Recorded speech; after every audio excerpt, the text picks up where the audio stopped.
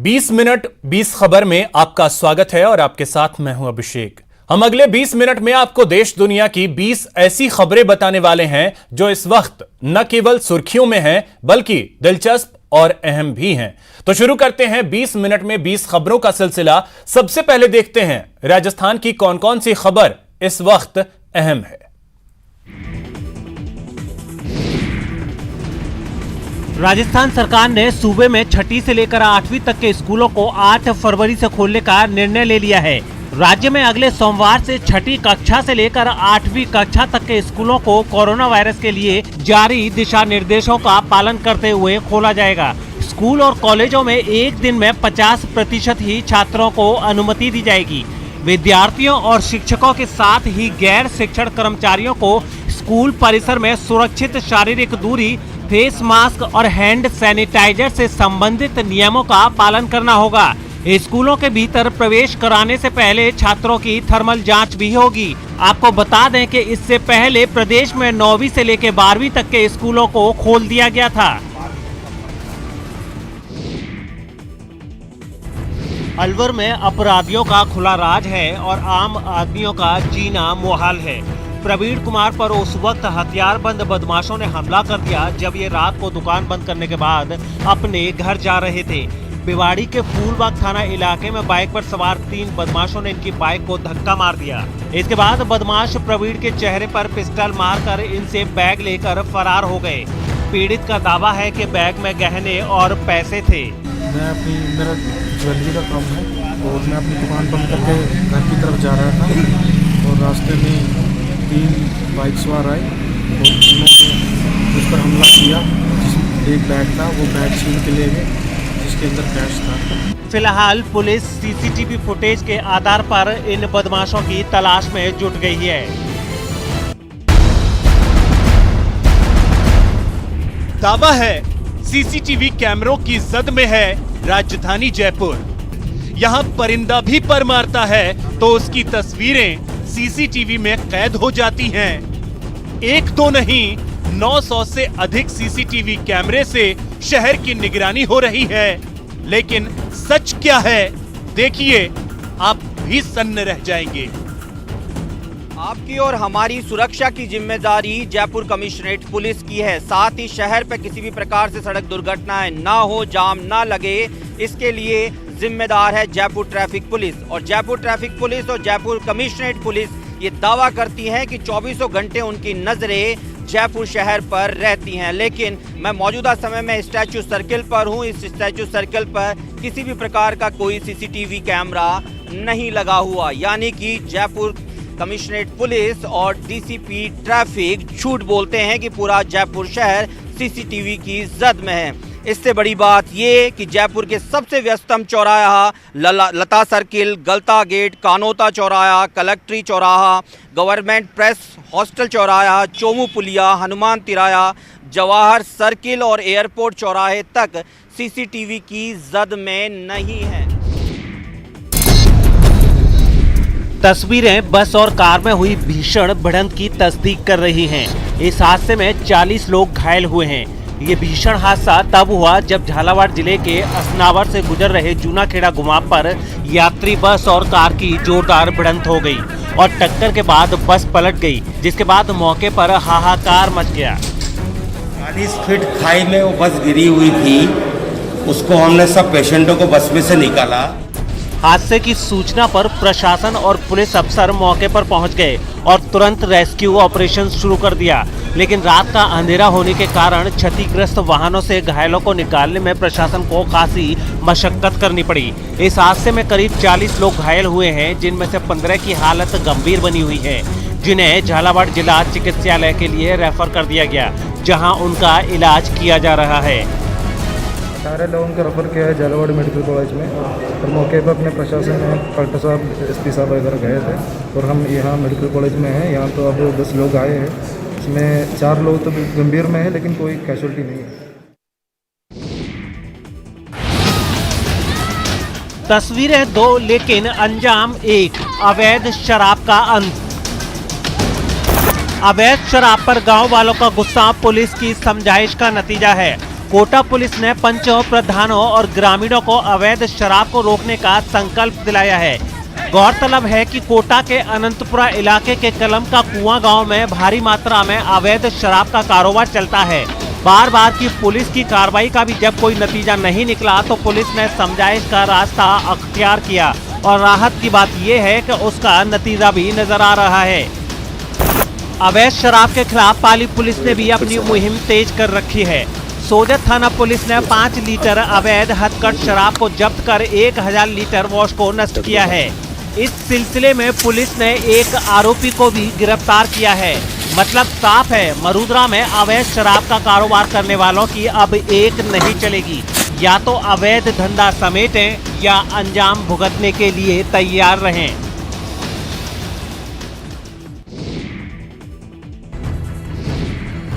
बदहवास होकर भागता सांड और उस बेजुबान को ट्रैक्टर से दौड़ाते ये सिर फिरे।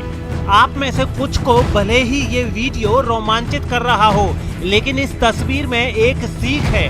बेजुबान के साथ इंसानियत दिखाइए। जी हाँ, इस तस्वीर से आप भी सबक हासिल कर सकते हैं, जेल जाने से बच सकते हैं। एक बार फिर सुन लीजिए, अगर आपको भी बेजुबान को परेशान करने में मजा आता है तो सचेत हो जाइए, क्योंकि पल भर का मजा कड़ी सजा दिलवा सकता है। खैर, बेजुबान के साथ इंसानों की हैवानियत का ये वीडियो जोधपुर में वायरल हुआ, जिसके बाद जेमला गांव के नागरिकों ने इस घटना पर भारी रोष जताया। कुछ समझदारों ने पुलिस में रिपोर्ट भी दर्ज करा दी और पुलिस ने तुरंत सांड को दौड़ा कर घायल करने वाले 3 आरोपियों को दबोचकर सलाखों के पीछे धकेल दिया। सड़क पर धू कर जलती वैन की ये तस्वीर अजमेर से आई है। जयपुर की ओर जा रही इस वैन में अचानक भीषण आग लग गई और देखते ही देखते आग ने विकराल रूप धारण कर लिया। जानकारी के मुताबिक ड्राइवर ने समझदारी का परिचय देते हुए हाईवे के किनारे वैन खड़ी करके भाग निकला। वैन में लग रही आग के कारण सड़क के दोनों ओर वाहनों की लंबी कतारें लग गई, जिससे लोगों को वैन का गैस सिलेंडर ब्लास्ट होने का डर भी सता रहा था। वैन में आग की सूचना मिलते ही मांगलियावास थाना पुलिस मौके पर पहुंची और स्थानीय लोगों की मदद से आग पर काबू पाया। माना जा रहा है कि वैन में शॉर्ट सर्किट से आग लगी थी। वैसे पुलिस मामले की पूरी जांच कर आगे की कार्रवाई में जुटी है।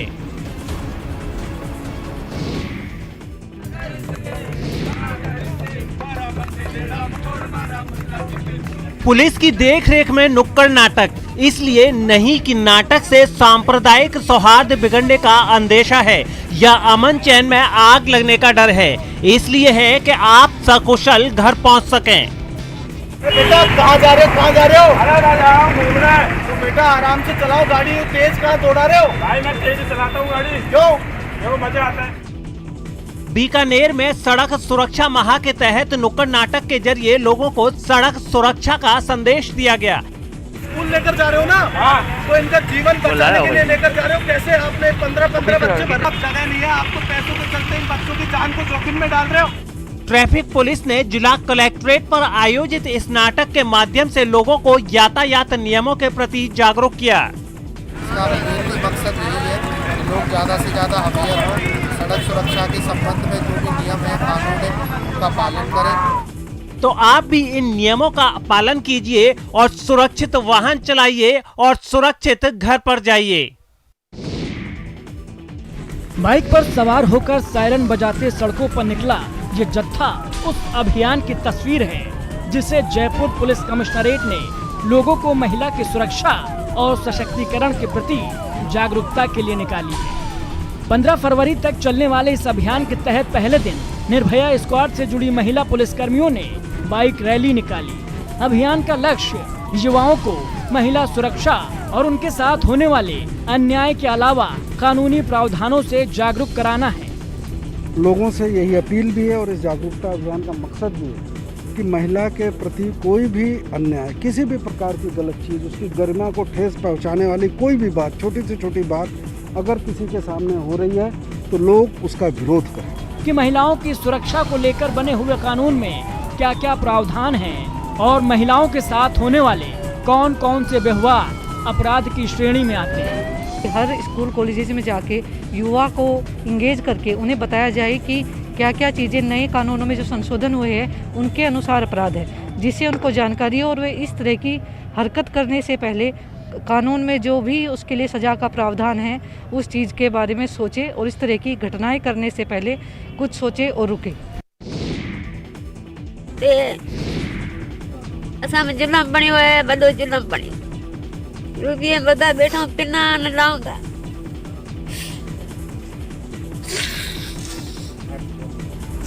रोती बिलखती सिसकती ये उस गेमरा राम की मां है जो करीब 85 दिनों से पाकिस्तान की जेल में बंद है। गेमरा राम बाड़मेर के सरहदी गांव कुम्हारों का टीवा से पाकिस्तान की अमरकोट जेल तक कैसे पहुंचा बताएंगे आपको। उससे पहले इस मामले में ये अपडेट जान लीजिए कि गेमरा राम की घर वापसी की उम्मीद जग गई है और इसके लिए जयपुर से लेकर दिल्ली तक की सरकार ने कोशिशें शुरू कर दी हैं। अब तक की कोशिश के तहत जिला प्रशासन ने प्रदेश सरकार को गेमरा राम मामले की जानकारी दे दी है। जिला प्रशासन ने केंद्रीय विदेश मंत्रालय से भी गेमरा राम की वापसी के लिए औपचारिकताएं पूरी कर ली हैं।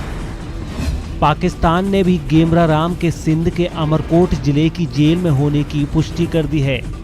5 फरवरी को भारत पाक के बीच फ्लैग मीटिंग में गेमरा राम की वापसी पर बात हो सकती है। पता भी लगा कि वो पाकिस्तान में है, तो इसके लिए हमारे पास ज्ञापन आया था। हमने ज्ञापन को मूल ही गृह विभाग को भिजवा दिया गया है कार्रवाई की, उचित कार्रवाई के लिए, क्योंकि इसमें भारत सरकार लेवल पे जो कार्रवाई होनी है वो होगी। तो हमने राज्य सरकार को इस संबंध में निवेदन कर दिया गया है, ज्ञापन तो भेज दिया गया है मूल ही, लेकिन वापस हम एक उचित कार्रवाई के लिए चिट्ठी भी यहाँ से प्रेषित कर रहे हैं। जैसे पता चला हम वहाँ पहुँचे, मिले, बाकी प्रयास चल रहा है, जल्दी वापस लौटेंगे। एमएलए साहब और बाकी जो भी हैं पत्र तो लिख के विदेश मंत्रालय तक पहुँचा दिया। जो भी डॉक्यूमेंट्स थे वो उनको प्रोवाइड करवा दिए गए हैं। उनकी उधर मीटिंग्स चल रही है, आशा करते हैं जल्दी वापस लौटेंगे।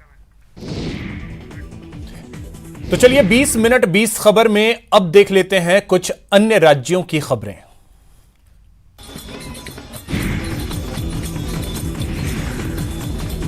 रंगारंग तस्वीरें, पारंपरिक संगीत और उस पर ऐसा लोक नृत्य।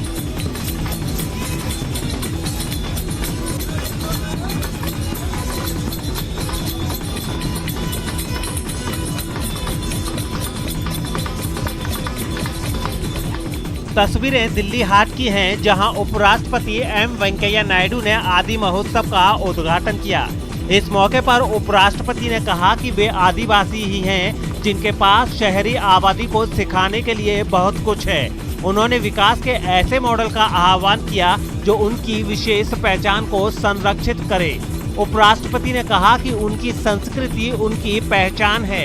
एम वेंकैया नायडू ने इस बात पर भी जोर दिया कि आदिवासियों को मुख्यधारा में शामिल करने के दौरान इस संस्कृति को बरकरार रखने की जरूरत है। तो आपको भी अगर आदिवासियों के ये रंग बिरंगे रंग देखने हैं तो आज ही दिल्ली हाट चले आइए और जमकर इस मेले का लुत्फ उठाइए। सचमुच में बहुत आनंद महसूस कर रहा हूँ। आज शाम को यहाँ आके आदि महोत्सव का इस कार्यक्रम का उद्घाटन करना मेरा मन में भी बहुत प्रसन्न।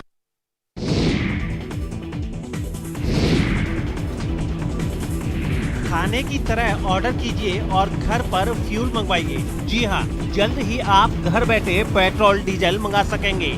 देश की सबसे बड़ी oil marketing company Indian oil corporation ने चेन्नई में भी पेट्रोल डीजल की होम डिलीवरी की सेवा शुरू कर दी है। इससे पहले कंपनी ने महाराष्ट्र में यह सेवा शुरू की थी। आईओसी 200 लीटर पेट्रोल डीजल के ऑर्डर पर ग्राहकों के घर पर ही डिलीवरी करेगी। आपको बताते चले कि आईओसी ने मार्च 2018 में पुणे में डीजल की होम डिलीवरी शुरू की थी।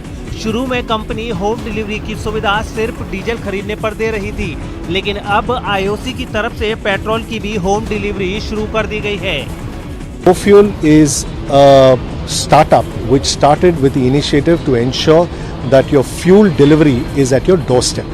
Like how you have Swiggy or your Zomato having food delivery at your doorstep, this is fuel delivery at your doorstep. That's what is GoFuel. You can track our vehicle like a Uber or a Ola. संभावना है कि जल्द ही देश के दूसरे हिस्सों में भी कंपनी ये सेवा शुरू कर देगी। खबर पक्की थी, इसलिए पुलिस ने इंडियन ऑयल के टैंकर को रुकवाकर उसकी तलाशी शुरू की। इसके बाद वही हुआ जिसके बारे में त्रिपुरा पुलिस पूरी तरह आश्वस्त थी। इंडियन ऑयल के टैंकर से 1200 किलो गांजे की खेप पकड़ी गई। छात्रों को भले ही टैंकर से तस्करी का आइडिया रोमांचित करता हो, लेकिन ये तरीका बहुत पुराना हो चुका है। इतना घिसा पिटा कि पूछिए मत। तस्करी के ऐसे तरीके अब फिल्मों में भी नहीं दिखाई जाते। बहरहाल त्रिपुरा पुलिस को नशे के इन तस्करों को दबोचने में जरा सी भी मशक्कत नहीं करनी पड़ी। पुलिस ने नशे के कारोबार में जुटे 2 तस्करों को दबोच लिया है। जब्त माल की कीमत 1 करोड़ 20 लाख रुपए बताई जा रही है। पुलिस अब आरोपियों से ये पता लगाने में जुटी है कि ये इस माल की कहां सप्लाई करने जा रहे थे। गुजरात में रात के समय रफ्तार का कहर बरपा। यहां अचानक से तेज रफ्तार बस हाईवे पर पलट गई, जिससे मौके पर हाहाकार मच गया। बस पलटने से 7 लोग जख्मी हो गए, जिन्हें अस्पताल में भर्ती कराया गया है, जहां 2 की हालत गंभीर बनी हुई है। हादसे की खबर लगते ही मौके पर पुलिस की टीम भी पहुंची और बचाव राहत का काम शुरू कर दिया। मौके पर एम्बुलेंस मंगवाई गई और सभी घायलों को अस्पताल पहुंचाया गया। भीषण हादसे की ये तस्वीरें बेकाबू रफ्तार से आगाह करती हैं। जल्दबाजी के चक्कर में जान जोखिम में डालने का क्या तुक है, ये बार बार सवाल उठता रहा है, लेकिन बावजूद इसके रफ्तार पर लगाम नहीं लग पाता। बस की हालत देखकर अंदाजा लगाया जा सकता है कि जिस बस का ये हाल हुआ है, उसमें सवार मुसाफिरों की हालत कैसी रही होगी। हालांकि पंचमहल में पलटी बस में सवार यात्रियों में से ज्यादातर की किस्मत अच्छी थी। 50 में से केवल 7 मुसाफिर ही जख्मी हो पाए। बताया जा रहा है कि हादसे के वक्त बस इंदौर से गुजरात के गोधरा जा रही थी। मुंबई के पास भिवंडी में एक इमारत गिरने से एक आदमी की मौत हो गई, जबकि कई लोग उसके मलबे में दबकर घायल हो गए। बताया गया कि हादसे का शिकार हुई इमारत में एक गोदाम था, जिसके अंदर 10 मजदूर काम कर रहे थे और इमारत गिरने से सभी मजदूर उसके मलबे में दब गए। हादसे की खबर मिलते ही पुलिस के साथ फायर ब्रिगेड के कर्मचारी वहां पहुंच गए। साथ ही घायलों की मदद के लिए एनडीआरएफ की टीम भी हादसे वाली जगह पर पहुंची। फिर मलबे में दबे लोगों को निकालने का काम शुरू किया गया।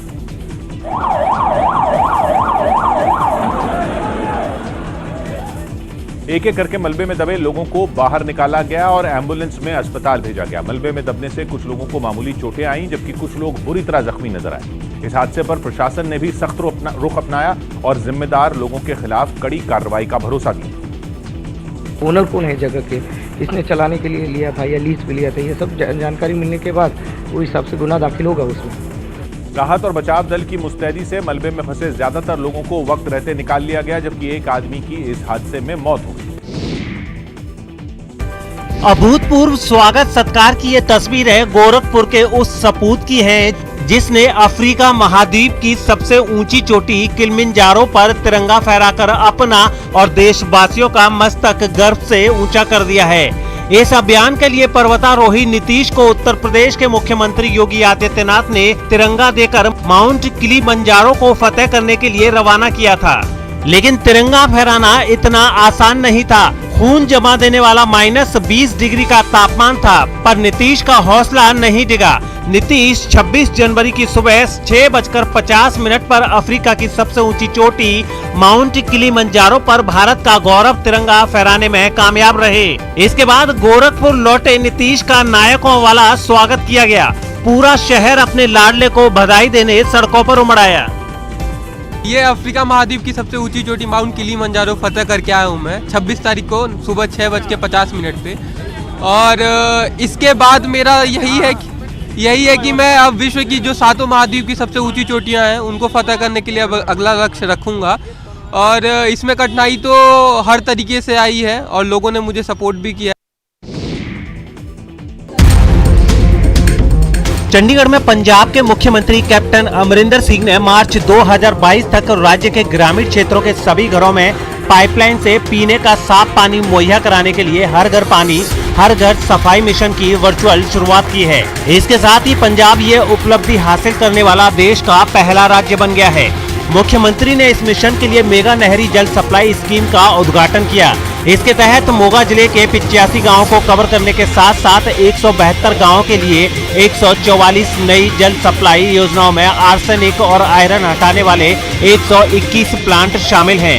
इस स्कीम के तहत अमृतसर जिले में आर्सेनिक प्रभावित आबादी के 155 गाँव के 1.6 लाख से अधिक लोगों को लाभ मिलेगा।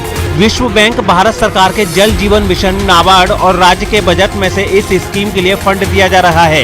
मुख्यमंत्री ने साफ पेयजल को अपनी सरकार की प्राथमिकता बताते हुए कहा कि मौजूदा कांग्रेस सरकार की तरफ से विभिन्न जल सप्लाई और सैनिटेशन स्कीम शुरू करने के लिए सालाना औसतन 920 करोड़ रुपए खर्च किए जा रहे हैं, जबकि अकाली बीजेपी सरकार में केवल 219 करोड़ रुपए ही खर्च किया जाता था।